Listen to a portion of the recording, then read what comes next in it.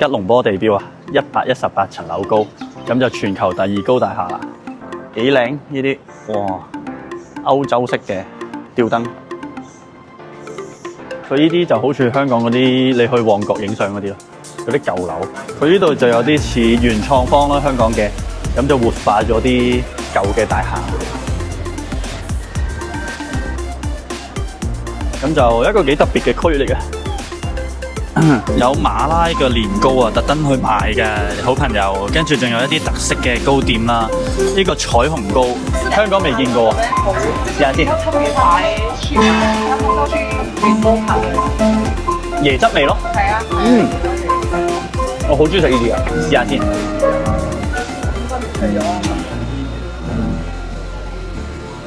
聞到脆啊，好食啊，好特別啊，地道嘢啊，好好食啊。佢有啲似芋角啊！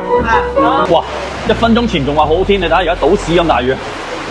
住咧，我就已經嚟咗鬼仔巷啦。48小時唔夠用啊，所以不停咁行。